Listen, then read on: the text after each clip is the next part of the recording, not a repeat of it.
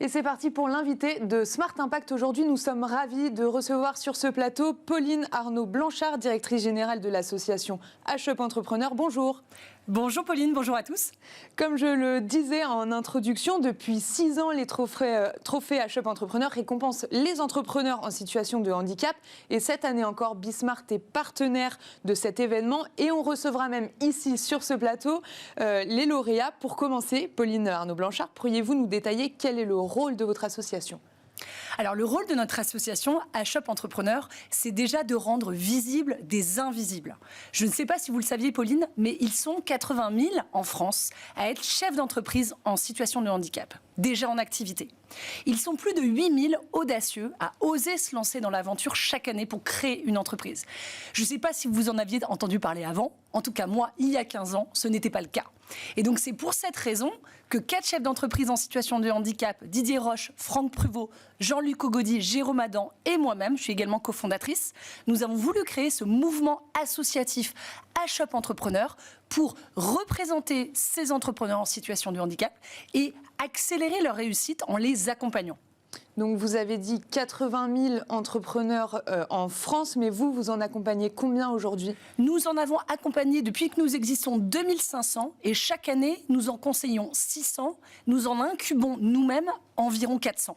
D'accord. Ah oui, c'est quand même assez...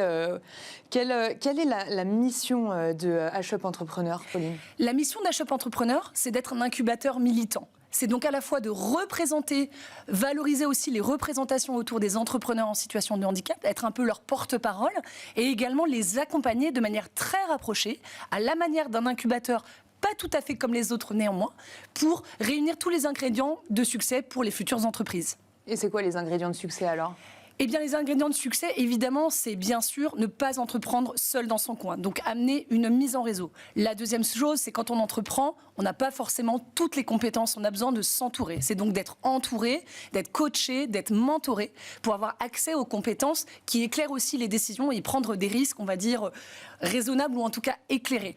La troisième chose, eh bien, c'est tout simplement de prendre confiance en soi, prendre confiance dans son potentiel entrepreneurial pour envisager cet avenir. C'est quand même un sacré coup d'audace. C'est d'ailleurs le thème de cette année de ces trophées, que d'entreprendre encore plus quand on est une personne en situation de handicap et que toute votre vie, on vous a dit non mais tu sais, pour toi c'est bien de travailler en ESAT, en entreprise adaptée, de passer de telle formation à tel lycée, d'avoir toujours eu un parcours téléguidé. Là, c'est le grand saut, c'est la prise d'initiative par excellence. Donc voilà, la confiance en soi peut ne pas être toujours là pour faire ce grand saut.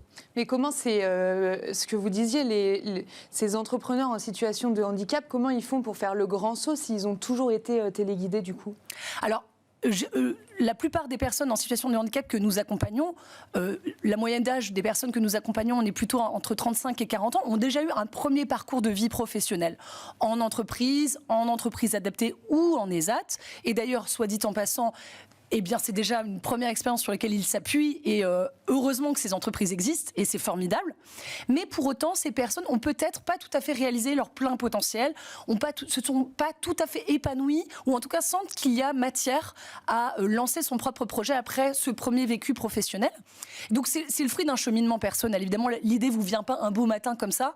Ça fait un moment que le rêve entrepreneurial est là, sans oser dire son nom, et à un moment, ça devient incontournable de se dire, voilà, mon rêve, c'est vraiment que j'ai envie de monter ma boîte. Et je rencontre H-Up lors d'un salon, par bouche à oreille, via les médias, ou parce que j'ai rencontré déjà un chef d'entreprise en situation de handicap. Eh bien, ces rencontres-là sont déterminantes pour susciter le déclic. Vous le disiez, hein, vous aidez des futurs entrepreneurs à se lancer, mais vous ne faites pas que ça parce que vous pouvez aussi aider des entrepreneurs déjà en activité qui peuvent avoir un accident ou, voilà, et qui sont en situation de handicap à maintenir leur société. Comment vous encouragez ces personnes, parce que ça doit être quand même compliqué, c'est une nouvelle vie qui commence. Comment ça se passe de ce côté-là du coup ? Sur ce deuxième volet, le deuxième public, ouais. Comment ça se passe ? Généralement, évidemment, c'est un coup de massue lorsqu'on rencontre le handicap au cours de sa vie, de manière accidentelle, brutale ou plus progressive. Évidemment, ça dépend complètement des cas de figure. Il y a déjà évidemment le temps du deuil et de l'acceptation. Ce temps-là, il est incompressible, il appartient à chacun. Et généralement, c'est pas sur cette phase-là que nous, on va intervenir. C'est vraiment une phase qui est très personnelle. Vient ensuite le second temps du rebond. Je suis descendue tout au fond. J'ai fait le deuil, j'ai accepté la nouvelle situation et j'ai envie de rebondir. C'est le cas, par exemple, de Caroline, ancienne pâtissière qui a monté sa société Ostobox après avoir connu un accident de ski grave qui l'a laissé paraplégique. C'est le cas d'un des fondateurs du Guide du Routard qui, après des années d'hospitalisation, a voulu monter son entreprise, en l'occurrence le Guide du Routard, Monsieur Glohagen. Et c'est le cas de tant d'autres. Donc, il y a le temps personnel incompressible sur lequel nous, on n'agit pas. Et puis le temps du rebond, où j'ai ce rêve, j'ai envie d'entreprendre, je cherche des informations, je cherche à me sécuriser aussi dans ce pari. Et c'est là qu'H-Up intervient. Peut-être pour donner quand même quelques points de repère dans cette prise de risque. Aussi se dire, OK, cette situation de handicap, elle amène des contraintes, mais elle amène aussi des opportunités. C'est aussi tout un écosystème d'entraide à appréhender. Et donc, on aide les personnes à découvrir cet écosystème d'entraide. Et puis, c'est toute une communauté de chefs d'entreprise qui sont extrêmement épanouis après être revenus de cette période de deuil et d'acceptation. Donc, je dirais qu'on arrive au moment qui est le plus opportun pour la personne, pour la réassurer, lui donner confiance en l'avenir, dans son potentiel entrepreneurial, et se dire que c'est loin d'être la fin de la route, c'est plutôt le début. Donc on comprend que l'entraide est essentielle. Vous travaillez avec des bénévoles. Ils sont qui, ces bénévoles ? Alors d'ailleurs, c'est une occasion de les remercier, ces fameux 450 bénévoles.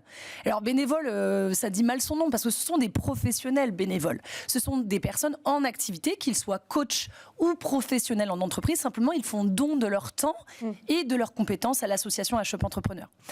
Ce sont aussi bien des jeunes étudiants, des jeunes diplômés, que des cadres très expérimentés, qui ont en tout cas la conscience qu'ils peuvent transmettre des compétences utiles à un entrepreneur.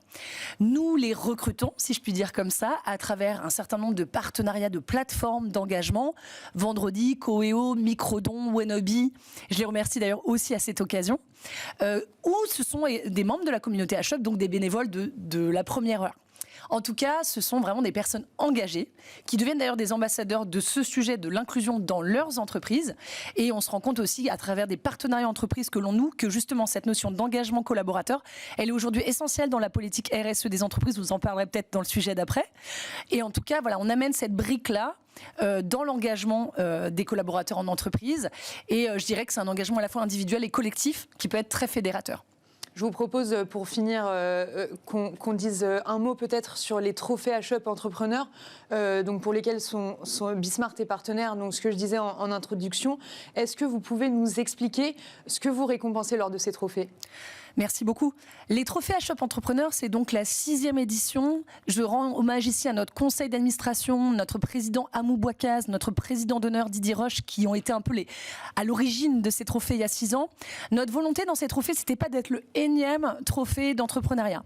C'était plutôt au contraire de saluer le parcours de résilience d'hommes et de femmes qui ont fait ce pari fou d'entreprendre. Ce que nous récompensons, c'est vraiment l'élan, le parcours de ces hommes et de ces femmes. D'où sont-ils partis ? Où sont-ils arrivés aujourd'hui ? Quelle activité ont-ils créé en lien avec leur parcours de vie ? Et c'est pas tellement la taille des boîtes, le chiffre d'affaires, le nombre de salariés, savoir qui a les plus gros biceps. C'est vraiment cet élan, ce parcours remarquable de ces hommes et ces femmes. Et je peux vous dire que chaque année, c'est une centaine de candidatures que l'on reçoit. C'est très très dur de les départager. 11 nominés à ce jour. Et puis il y aura 4 lauréats. Un vote du public sur lequel je vous invite encore à voter, parce que c'est un vote live jusqu'au jour J. h-up.fr/vote.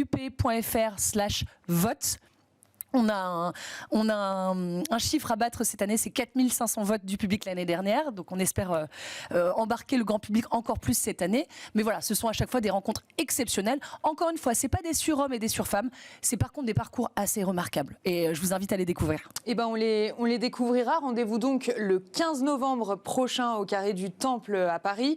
Merci beaucoup Pauline Arnaud-Blanchard, directrice générale de l'association H-Up Entrepreneur.